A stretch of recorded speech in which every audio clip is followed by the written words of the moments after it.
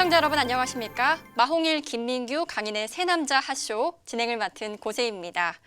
바쁜 일상 속에서 쉽게 시간을 내기 힘든 현대인들, 경제와 재테크에 관심은 많지만 매일 쏟아져 나오는 뉴스를 분석하고 꼭 필요한 정보를 얻는 것이 쉬운 일은 아닌데요. 그래서 오늘도 마홍일, 김민규, 강인의 세 남자 핫쇼에서는 해외 선물 전문가와 현직 변호사의 시각으로 어려운 경제를 쉽고 유쾌하게 풀어낸 경제 시사 토크 시간 준비했습니다. 각 전문가 소개해드리겠습니다. 안녕하세요. 불같은 열정으로 오늘도 세 남자 핫쇼를 불태워버릴 서초동 헤비급 챔피언 김민규 변호사입니다.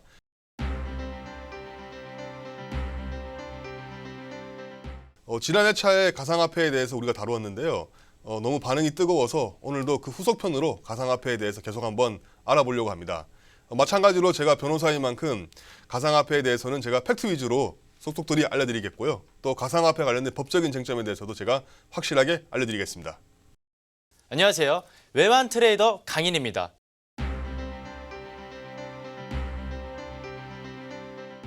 자, 1회차 이후로 가상화폐가 조금 더 관심이 많아지는 것 같은데요. 자, 진짜 트레이더로서 오늘 유익하고 많은 정보 알려드리도록 하겠습니다.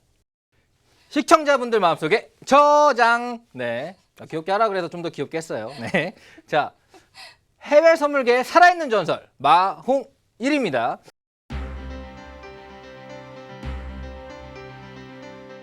(1회차) 끝나고 나서 또 강연회를 하는데 많은 분들이 또 물어보더라고요. 저장 너무 귀여웠다고. 네, 그렇습니다.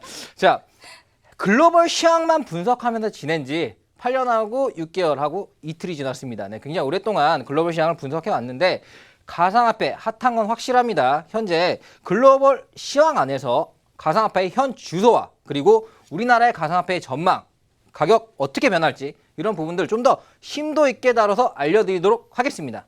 본 방송에서 제공하는 정보는 투자 판단의 참고 자료일 뿐 해당 종목의 가치 또는 상승과 하락을 보장하지 않는다는 점 꼭 명심하시기 바랍니다. 네, 지난 시간에는 가상화폐에 대한 정의와 안전성 그리고 미래 가치까지 살펴봤는데요. 오늘 이 시간에는 가상화폐 투자에 대한 부작용 그리고 해외 시장에서의 가상화폐 상황은 어떤지에 대해서 자세하게 이야기 나눠보려고 합니다. 먼저 김민규 변호사님은 아무래도 직업적인 특성상 가상화폐 부작용과 관련된 범죄도 많이 접하셨을 것 같은데요. 사례가 있으면 몇 가지 살펴볼까요? 네. 가상화폐에 대해서 워낙 좋은 말들이 많이 나오고 정말로 많은 사람들이 관심을 가지고 있는 만큼 제 생각에는 가상화폐의 어떤 그런 긍정적인 측면보다는 가상화폐와 관련된 어떤 부작용이라고 해야 될까요? 그런 부분부터 먼저 한번 살펴보는 게 좋을 것 같습니다. 일단은 뉴스 중심으로 제가 현재 가상화폐 관련된 어떠한 부작용들이 지금 나타나고 있는지 정리를 한번 해봤는데요. 아마 지금 상단에 아마 표가 나갈 거고요. 그 표를 보면 저는 크게 가상화폐와 관련된 부작용을 한 3가지 정도로 제가 정리를 한번 해봤습니다. 하나는 가상화폐 그 자체가 범죄로 악용될 수 있다는 점이고요. 또 다른 하나는 가상화폐 자체가 범죄의 표적이 될 수 있다는 점, 그리고 마지막으로 가상화폐로 인해서 우리가 실질적으로 금전적 손실을 입을 수 있다는 점입니다. 이 3가지와 관련돼서 관련 뉴스들을 제가 보여드리면서 조금 설명을 자세하게 해드리겠습니다. 먼저 가상화폐의 부작용과 관련해서 가상화폐가 범죄 수단으로 그 자체가 범죄 수단으로 악용되는 점에 대해서 한번 사례 중심으로 한번 살펴보겠습니다. 가장 먼저 살펴볼 것은 가상화폐가 범죄 거래의 어떤 그런 지급 수단으로서 사용이 된다는 점인데요.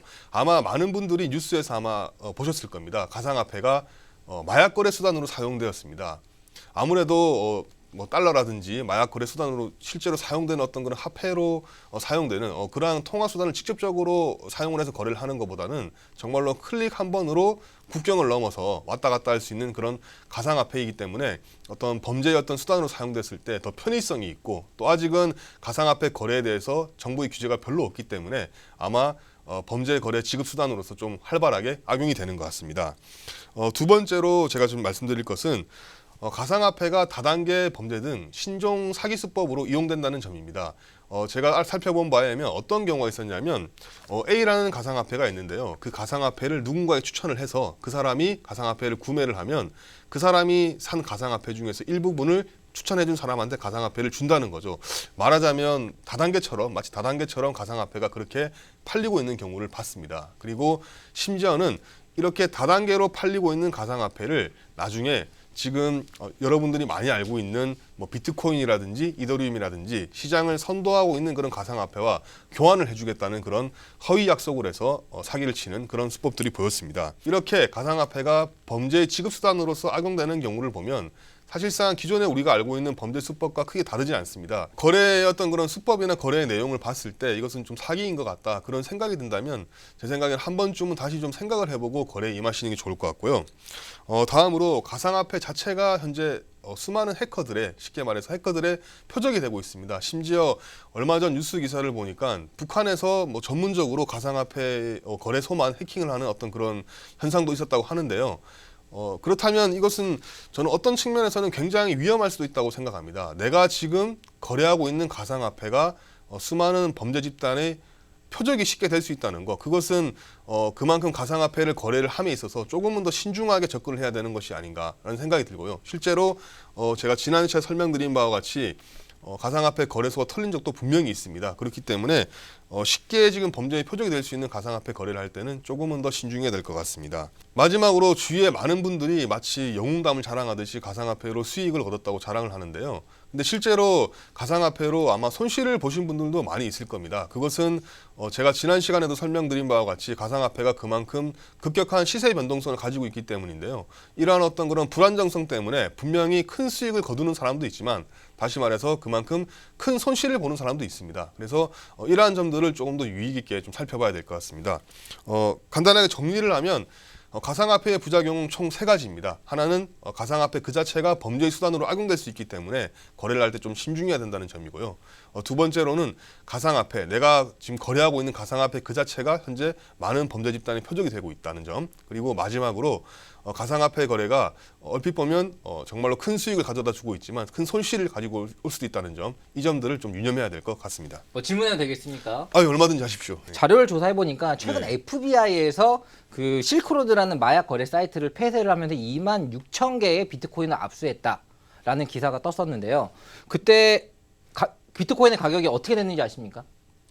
제가 사실 뭐 그런 기사는 본 기억이 나는데 실제 뭐 비트코인 가격이 얼마였는지는 좀 사실 좀 정확하게 기억이 안 나네요. 네, 26,000개면 적은 양이 아니잖아요. 네. 그죠? 하나에 한 500 정도 하니까요. 자, 요게 또 대대적으로 이제는 불법적으로 거래하는 이런 거래소들을 국가에서 막는다. 그럼 이게 굉장히 시세가 떨어지지 않을까 했는데 그때부터 엄청나게 또 올라갔습니다. 네. 이런 부분 또 어떻게 생각하십니까? 사실 이제 그 부분에 대해서 많은 전문가들이 오히려 뭐 어떻게 보면 그렇게 가상화폐가 실제 범죄 집단에서 이제 지급 범죄의 어떤 거래의 수단으로 이용되는 측면 자체가 실제로 가상화폐가 이렇게 활발하게 좀 거래 수단으로서 이용될 수 있다는 것을 단적으로 보여줬기 때문에 오히려 그 때문에 뭐 가상화폐 거래가 오히려 더 활발하게 일어났다는 시각도 있는데요. 저 역시도 이제 그러한 점은 맞다고 생각을 합니다. 하지만 그렇다고 해서 제가 말씀드린 바와 같이 그러한 어떤 그런 범죄 지급 수단으로 이용되는 것이 없어지는 게 아니고 그런 측면 자체가 바로 문제가 된다고 생각을 하고 있는 거고요. 얼마 전에도 제가 한번 신문 기사를 보니까 뭐 중국의 어떤 해커가 우리나라의 어떤 그런 서버 서비스를 제공하는 업체를 해킹을 해서 그 서버를 정상화시킨 어떤 비용으로 비트코인을 뭐 수십억에 달하는 비트코인을 요구했고 그리고 그 서버 업체에서는 그 비용을 마련해서 줬다는 그런 얘기를 들었습니다. 결국에는 이 가상화폐라는 것이 결국에는 실제로도 범죄의 어떤 그런 지급 수단으로서 뭐 얼마든지 악용될 수 있다는 측면을 저는 보여주고 있다고 생각하고 있습니다. 네. 네, 그러면은 제가 이제 물어볼 거는 범죄에 악용할 수 있기 때문에 비트코인의 가치가 내려갈 것이다는 아니라는 거죠. 네, 저는 이제 뭐 제가 설명드린 것은 가상화폐의 어떤 그런 가치가 어떤 부작용 때문에 가치가 없다, 뭐 있다, 뭐 이런 측면이 아니고요. 가상화폐가 현재 뭐 범죄 수단으로 악용될 수도 있고 또 가상화폐 그 자체가 범죄의 대상이 될 수도 있고 또 가상화폐로 인해서 큰 손실을 볼 수 있다는 어떤 그런 현상적인 측면, 부작용을 설명을 해드린 것이지 그렇기 때문에 이것을 보고 좀 신중하게 접근해라는 것이지 가상화폐 자체가 가치가 없다 또는 있다 이렇게 설명을 드린 것은 아닙니다. 김민규 변호사님 말씀을 정리해보자면 이 가상화폐가 범죄의 수단과 표적이 될 수가 있고 최근 가파른 상승을 보인 만큼 급락할 가능성도 있다고 말씀해 주셨습니다. 강인 전문가께서는 가상화폐 부작용이 어떤 게 있다고 보시나요? 자, 가상화폐 부작용, 굉장히 사기들이 너무 많습니다. 사실 수익을 가져가는 것보다 중요한 게 저는 손실을 막는 거라고 생각이 드는데 자, 사기를 당하셨더라면 변호사님께 의뢰하는 게 맞지만 저는 사기 당하지 않는 방법을 좀 몇 가지 당부해 보려고 합니다.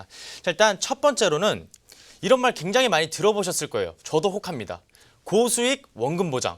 이거는 사실 광고보다도 주변 지인들이 많이 하죠. 그런 거 많이 하지 않나요? 들어본 것 같기도 하고 제가 한 것 같기도 하고 잘 모르겠네요. 네. 그거 하셨으면 안 되는데. 네. 크게는 얘기 안 합니다. 네, 일단은 어느 투자든 간에 리스크가 없는 투자는 세상에 존재하지 않아요. 절대 저는 본 적이 없습니다. 그래서 이러한 얘기를 누군가가 했다, 이러한 광고가 있다, 그러면 이렇게 말씀해 주세요.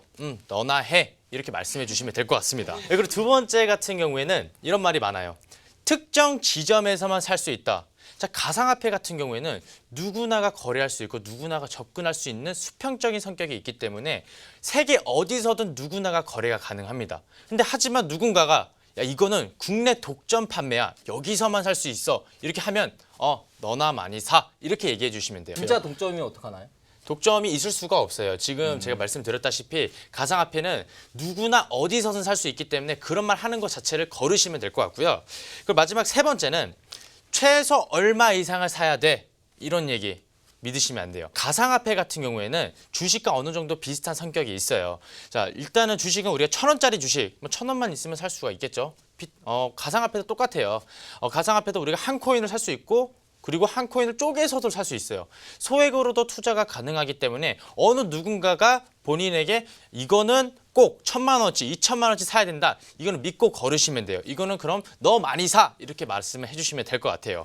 그래서 지금 가상화폐 사기가 굉장히 많이 늘고 있고 피해자들이 굉장히 많습니다. 그래서 제가 이 세 가지는 너무 많은 사기법이기 때문에 다시 한번 정리를 해드릴게요. 이건 마홍일 전문가가 한번 답변을 해주세요. 네. 자, 첫 번째, 이거 고수익 원금 보장이야. 무조건 해야 돼. 너나 해. 예, 그렇죠. 예. 그러면 두 번째는 자, 야, 홍일아, 이거는 특정 지점에 살 수 있어. 너나 해. 네, 저만하겠습니다. 그리고 세 번째, 이거는 1,000만 원어치 꼭 1,000만 원어치 사야지 수익을 가져갈 수 있는 거야. 너나 해. 예, 맞습니다. 이렇게 대처를 하셔야 돼요. 이렇게 많은 사기 수법들이 많기 때문에 여러분들 이 점을 참고하시고 거래하실 때 누군가 이렇게 얘기를 한다. 그럼 이 사람이 나에게 불순한 의도가 있구나. 알아서 의심하시고 피하시면 될 것 같습니다. 고수익 원금 보장 광고나 일정 금액 이상을 요구하는 경우, 그리고 독점 판매라고 광고하는 경우에는 투자자 여러분들의 주의가 필요할 것 같습니다. 마홍희 전문가는 어떻게 생각하시나요?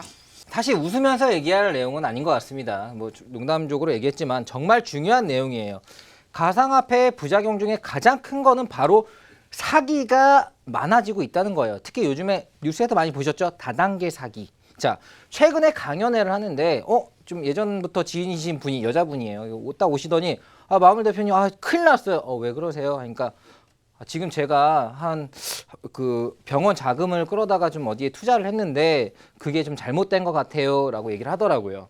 그분은 산부인과 의사였습니다. 산부인과 의사분이고 주변에 같은 지인 의사분들이랑 같이 투자를 했는데 어디에 투자했냐? 해지 비트코인에 투자를 했다고 했어요. 해지 비트코인 들어보셨습니까?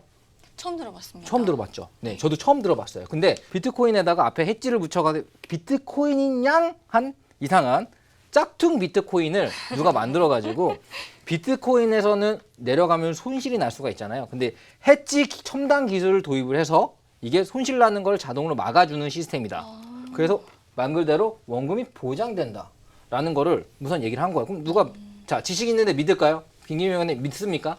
안 믿죠. 저는 안 믿죠. 예. 네, 그런데 그래도 그 거래소에 움직이는 걸 한번 봐봐라. 해가지고 거래소에 들어가서 딱 보니까 진짜로 특정 가격은 지지가 자동으로 되면서 계속 올라가는 거예요. 그렇게 되면 믿으실 것 같아요? 믿을 것 같습니다. 자, 그렇다면 제가 여기다 질문을 하나 드릴게요. 제가 굉장히 날카롭거든요. 자, 거래소를 만드는데 돈이 얼마나 들까요? 잘 모르지만 많이 들 것 같은데요. 그죠, 많이 들 것 같죠. 네, 거래소를 만드는데 얼마나 들 것 같습니까? 글쎄요, 뭐 수억 원이 들지 않을까요? 수억 원, 그죠? 네네. 어떻게 알고 계세요? 저도 잘은 모르겠지만 한 수억 원이 들 거라고 생각이 들어요. 자, 거래소를 만드는 그 이제 개발업자와 제가 이제 또 기자도 아닌데 이제 이거 방송 때문에 만나서 물어봤습니다. 저 거래소 만들 건데 얼마나 됩니까 하면서 이렇게 얘기를 해보면서 정보를 캐 보니 진짜 1억도 안 되는 돈으로 거래소를 만들 수 있더라고요. 그리고 인가 절차도 없습니다. 지금 우리나라에서 뭐 주요 거래소 중에 뭐 비썸이나 뭐 기타 등등의 거래소가 지금 현재 신고가 뭘로 돼 있는지 변호사님 아십니까? 글쎄요, 제가 뭐 주의 깊게 확인은 못 해봤는데 아직까지는 뭐 그게 하나의 상품으로 취급되기 때문에 관련해서 뭐 혹시 뭐 통신 판매업 같은 걸로 지금 네, 정확합니다. 예. 통신 판매업으로 되어 있어요. 근데 통신 판매업에서 내 돈 수십억, 수백억이 왔다 갔다 할 수 있는, 그러니까 금융기관이 아닙니다, 현재는. 자, 그렇다면, 자, 제가 머리를 한번 써볼게요. 자, 이런 상품을 만들었어요. 예를 들어서, 뭐, 세입코인, 이런 식으로, 네, 세입코인이라는 걸 만들었습니다. 그런 다음에 내가 거래소를 또 만들었어요. 그 세입코인이 계속 올라가게 내가 조절할 수 있다는 거예요. 그럼 내가 만들어서 내가 팔아서 나는 수익을 챙길 수가 있는 거예요.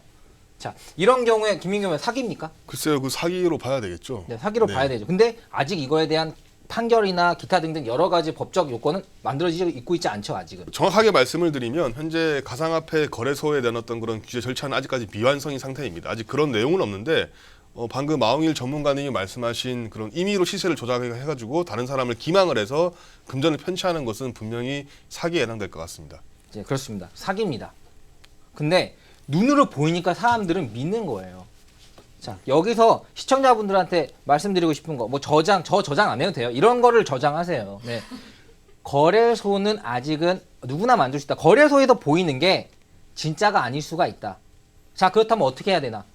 진짜 유명한 거, 비트코인, 이더리움, 뭐 유명합니다. 이 정도의 건수. 그러니까 예를 들어서 우리나라 이더리움은 왜 유명해졌는지 생각을 해보면 간단합니다. 비트코인이 하나에 얼마인 줄 아시나요? 얼마죠?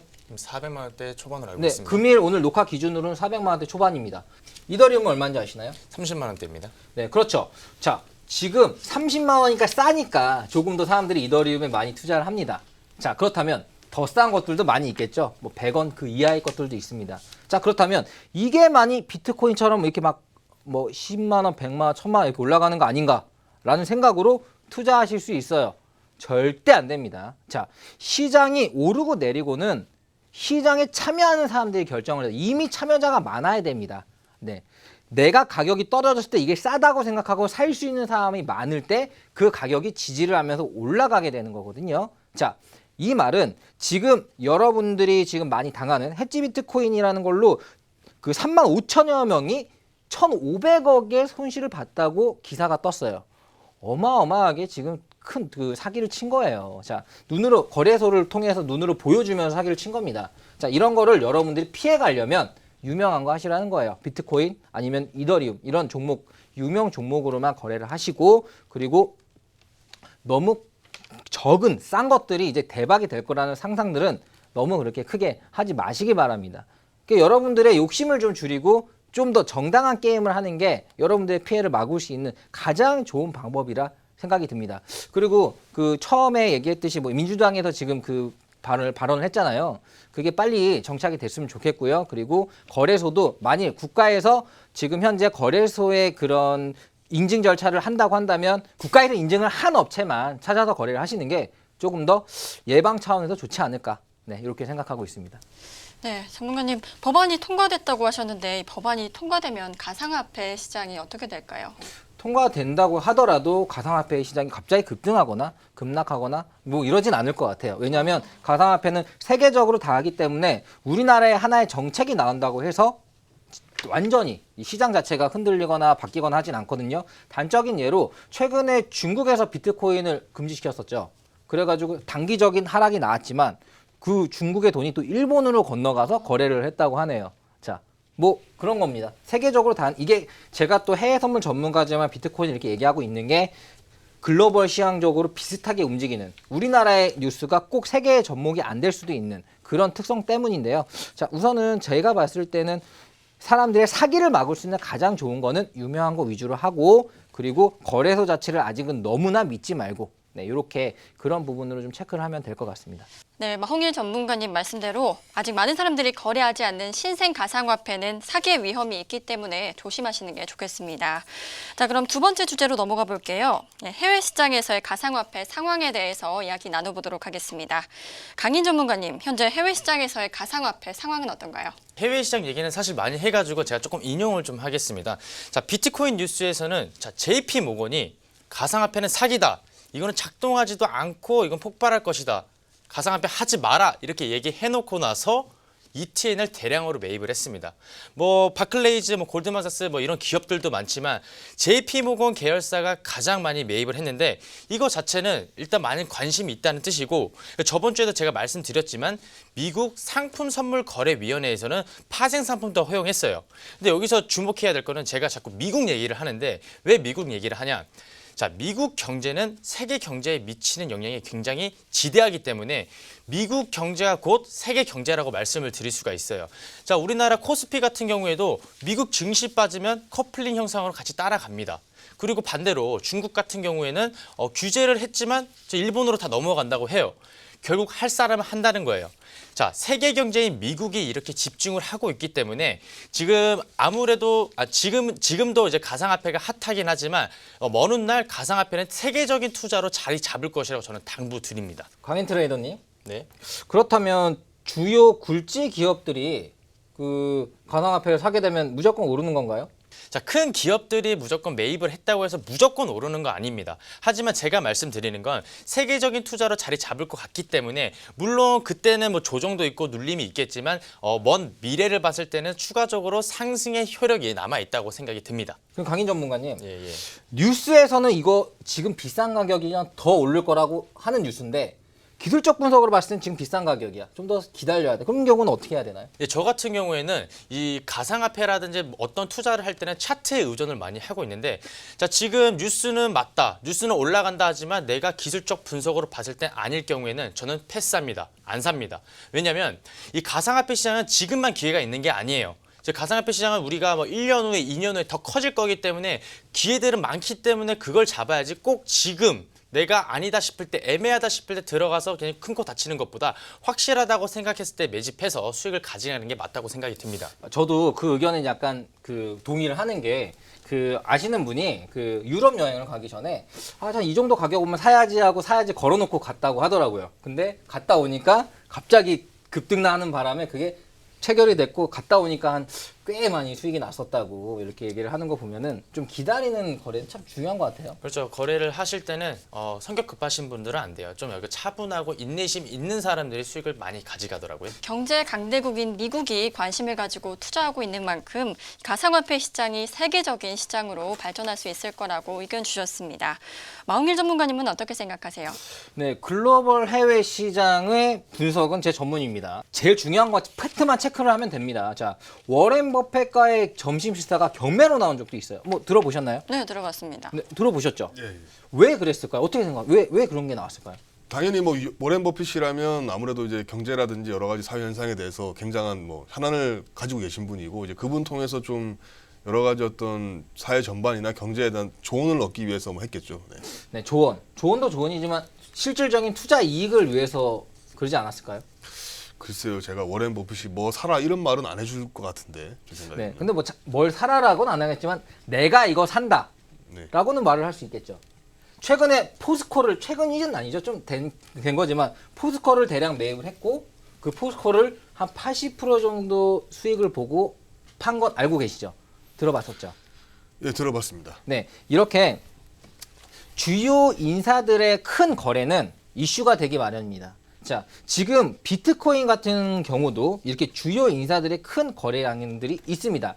뭐 JP모건의 대표도 뭐 비트코인 ETN을 뭐 41억 뭐 매수한 것도 있지만 페이스북의 그 임원도 거의 한 55억 가치를 샀는데 현재는 400억이 넘는데 또 100억을 더 산다고 이렇게 또 공표한 게 있고요. 그리고 현재 그 투자라는 부분들도 있는데 뭐 제이미의 그 서클이라는 프로그램으로 한 그런 가상화폐 관련 사업은 100억 원의 또 투자 유치를 받았다 이런 부분들이 또 나오고 있기도 합니다. 그리고 또 굉장히 또 체크할 만한 것들이 중국에서의 그런 가상화폐 채굴장 그 규모를 보니까 무슨 뭐 트랜스포머 나오는 공장인 줄 알았어요. 엄청난 규모로 한 그 규모의 그 단지를 가상화폐 채굴장으로 만들어서 쓰고 있더라고요. 그런 뉴스들이 굵직굵직하게 나옵니다. 자, 이런 뉴스들은 뭐냐?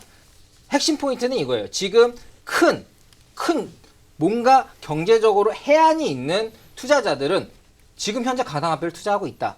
이거거든요. 자, 우리가 이제 개미 입장에서 누가 잘한다, 누가 큰 돈을 벌었던 사람이 또 큰 돈을 투자한다.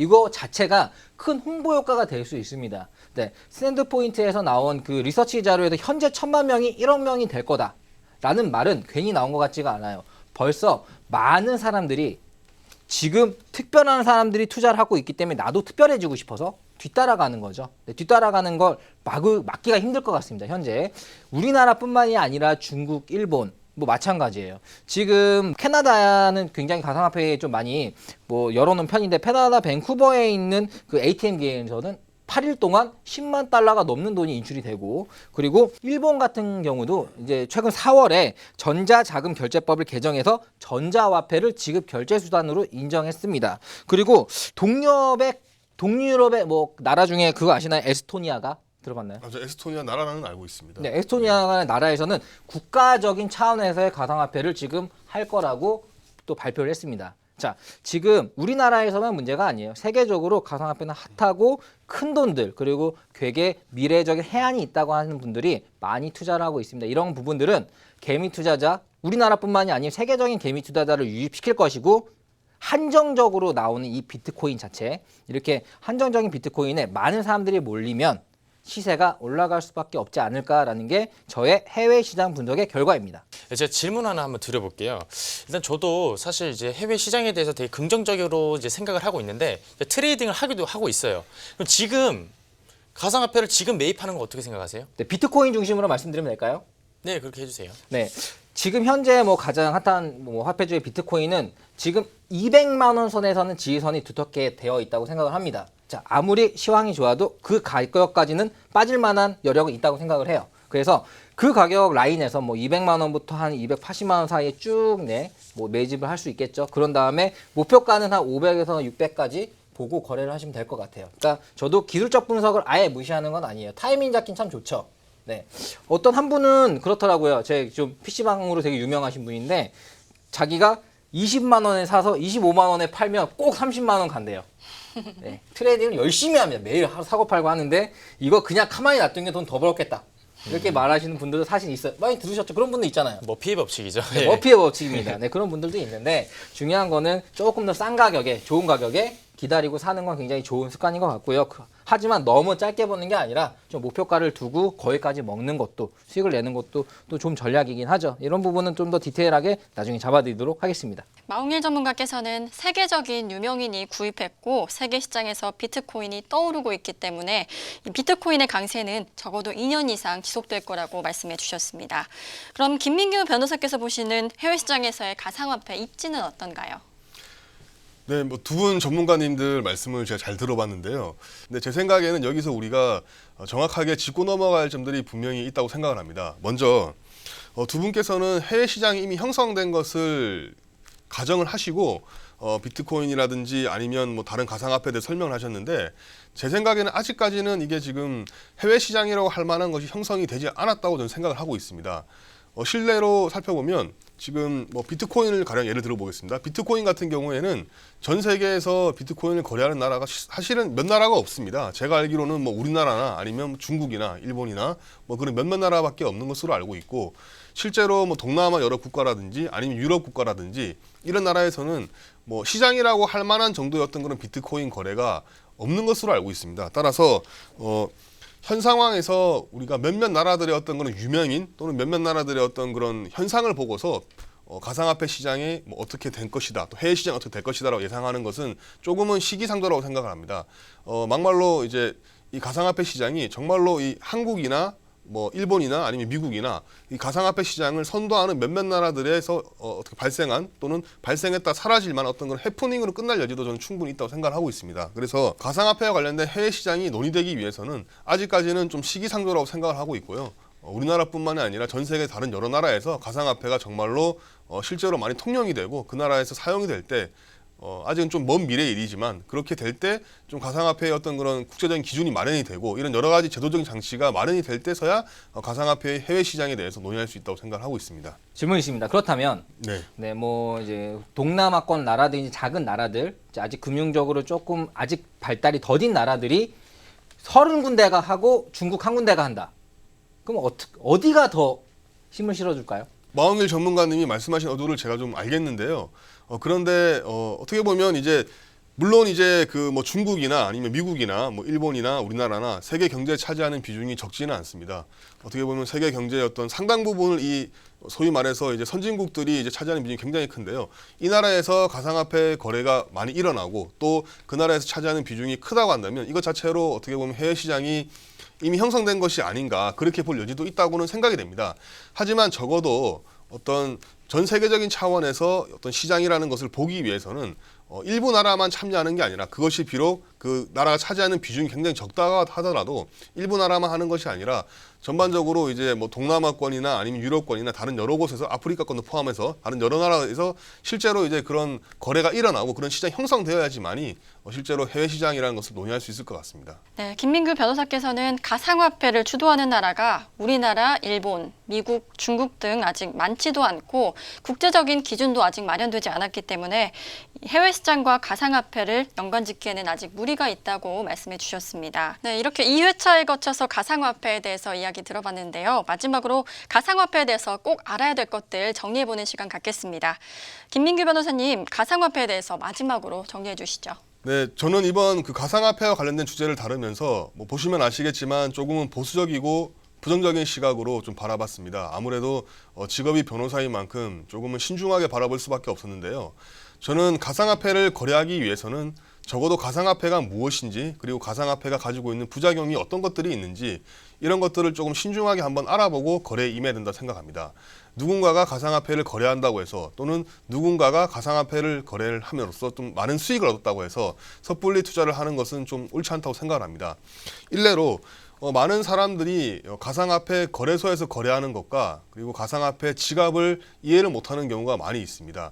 간단하게 설명을 드리면 제가 그 1회차 방송 때 제가 가상화폐가 해킹 가능성이 있다고 말씀드렸는데요. 제가 그때 좀 경고했던 부분 중에 하나는 가상화폐 거래소가 해킹된 사례가 있고 또 가상화폐 거래소가 해커들의 표적이 되고 있다는 것입니다. 무슨 말이냐면 실제로 우리가 지금 가상화폐 거래소를 통해서 가상화폐를 거래를 하게 되면 내가 가지고 있는 뭐 예를 들어서 비트코인이나 이더리움 같은 내가 가지고 있는 가상화폐를 내 PC 그러니까 집에 있는 내 PC나 내 노트북에 저장을 하는 것이 아니라 그 거래를 위해서 그 가상화폐를 갖다가 가상화폐 거래소에다가 두는 경우가 대부분입니다. 그렇기 때문에 가상화폐 거래소가 해킹에 의해서 털린다든지 또는 가상화폐 거래소가 기술적인 오류에 의해서 뭔가 문제가 생긴다고 한다면 내가 가지고 있었던 그 가상화폐 자체가 없어진다든지 하는 그런 문제가 발생할 수 있거든요. 그래서 이 점을 좀 알고 투자를 하셔야 될 것 같고요. 두 번째로 저는 가상화폐 어떤 그런 기술적인 미래가 굉장히 밝다고들 많이 얘기를 하는데 아직까지 그 부분은 좀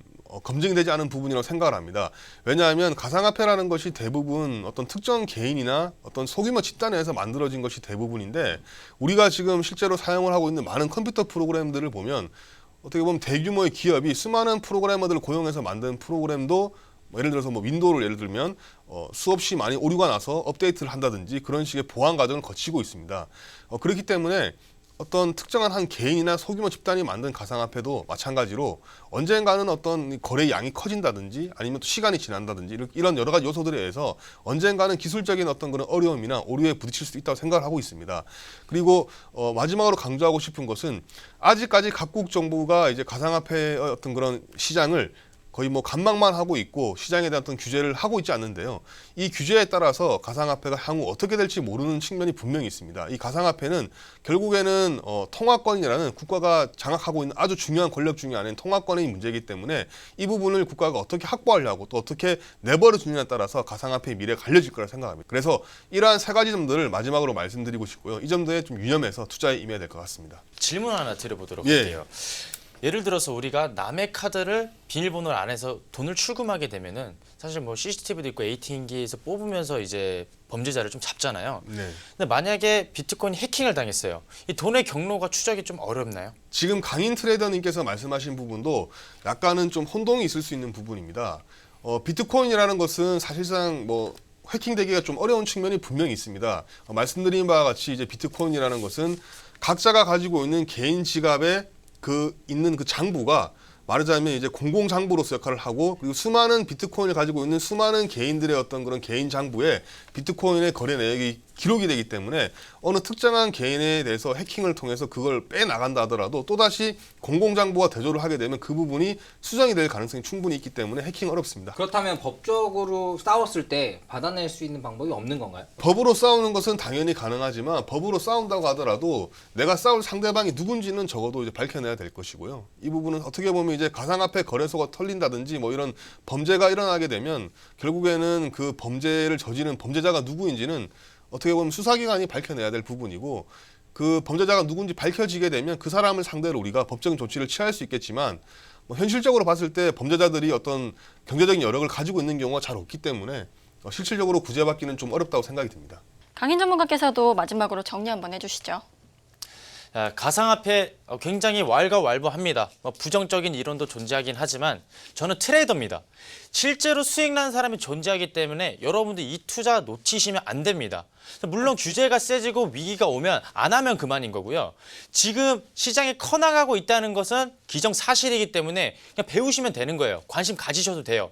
뭐 배우면 끝은 없다고 하잖아요. 그래서 일단 배운다고 해서 손해보는 건 아니고요. 하지만 제가 걱정하는 건 단 하나입니다. 잘못 배우면 안 배운 것보다도 못하기 때문에 이 점은 꼭 유의하시고요. 자, 투자에서는요, 계란은 한 바구니에 담지 말라는 얘기가 있습니다.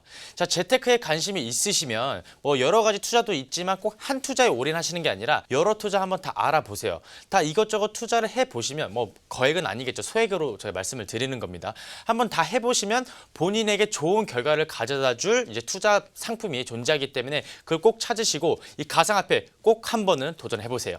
추천드리겠습니다. 강인 트레이너님 질문이 있습니다. 예. 저와는 달리 조금은 그러면 가상화폐를 긍정적으로 이제 보고 계신 것 같은데 그렇다면 현 시점에서 그러면 강인 전문가님이 특별히 뭐 보고 있는 가상화폐가 있나요? 네, 당연히 있죠. 제가 앞서 말씀드렸다시피 메인 화폐만 거래하시면 될 것 같아요. 대표적으로는 이더리움, 비트코인이 있죠. 사람들이 많이 거래를 해야지 가격도 크게 무너질 염려도 없고요. 크게 오르는 뭐 수익도 없을 수는 있겠지만 그래도 안정적으로 리스크를 잡아가면서 투자하기에는 이 두 가지 화폐를 집중하셔야 됩니다. 네, 마지막으로 마홍일 전문가님 정리해 주시죠. 노이즈 마케팅에 대해서 아시나요? 네, 압니다. 노이즈 마케팅이 뭔가요? 뭐 이슈로 만들어서 홍보를 하는 거겠죠. 네, 제가 글로벌적인 그 가상화폐 현 주소를 막 분석을 해보니 이거는 딱 노이즈 마케팅의 성공 사례다 이렇게 딱 보이더라고요. 지금 보면은 2008년도에 노벨 경제학상 수상자 모르시죠? 네, 네, 모르겠습니다. 저도 이번에 알게 됐어요. 그래도 노벨 경제학자 수상자니까 뭔가 발언에 힘이 있잖아요. 네, 그렇죠. 폴 크루먼 교수입니다. 네, 그런데 가상화폐에 대해서 뜬금없는 건 아니죠. 지금 화폐로서의 가치가 없어질 것이다. 네, 굉장히 부정적인 얘기를 했어요. 네, 그리고 JP 모건의 뭐 대표도 안 좋다고 얘기했다가 매집을 하지 않나. 그리고 페이스북의 임원이었던 분이 55억 어치를 샀다가 더 산다고 하지 않나. 현 가치가 400억 이상 있는데 이거는 앞으로 1000억이 넘으면 팔 거다. 뭐 이런 식의 기사가 나오질 않나. 수많은 기사가 나오고 있는 건 맞습니다. 그로 인해서 많은 사람들이 관심을 가지고 이거 혹시 얼마나 오를까라는 관심을 가지고 있는 상태고요. 리서치 조사 기관, 특히 그 스탠드 포인트라는 이제 굉장히 유명한 리서치 기관의 이제 모아스라는 애널리스트는 2027년까지 5천만 원까지 올라갈 거다라는 뭐 과학적인 분석 자료를 냈어요. 혹시 그렇게까지 될 수 있을지는 모르겠습니다. 하지만 아까 청신호라고 하셨었죠, 원래. 근데 저는 하이패스 지나가서 고속도 달리고 있다고 얘기했잖아요. 이미 노이즈 마케팅이라는 걸 굉장히 성공을 해서 좋은 부분이든 안 좋은 부분이든 많은 사람들이 알고 또 투자에 관심을 가지고 실질적으로 현재 1000만 명 이상이 투자를 하고 있게 되었습니다. 자, 그 1000만 명이라는 거는 현재 거래를 하고 있는 사람이고요. 그냥 보유를 하고 있는 사람까지 다 집계를 한다면 지금 이 순간도 어마어마하게 올라가고 있을 겁니다. 시장이 오르고 내리고는 제가 하는 일입니다. 네. 시장이 오를 때는 사람들이 기대감을 가지고 사기 시작하면 올라요. 현재 비트코인, 특히 우리나라는 또 이더리움이 핫하죠. 비트코인, 이더리움 같은 경우는 많은 시장 참여자들이 늘고 있는 상황이며 또 수많은 뉴스들이 쏟아져 나오고 있습니다. 저의 주관적인 의견이 아닌 현재 글로벌적인 뉴스를 분석해 본 결과에는 3년 동안 비트코인은 적어도 200만 원을 지지를 하며 적어도 800만 원까지는 충분히 올라갈 가능성이 높다고 보이고요. 뭐 그 이상은 모르겠어요. 또 어떤 시간적인 차원에 따라서 정부적인 규제도 있을 수 있고 또 여러 가지 사건 사고도 있을 수도 있지만 적어도 2년 동안은 가격 지지 기반을 가지면서 또 우상향하지 않을까. 현재도 가격이 우상향할 수밖에 없는 글로벌 시황이 아닌가. 뭐 이런 저 분석을 내놨습니다.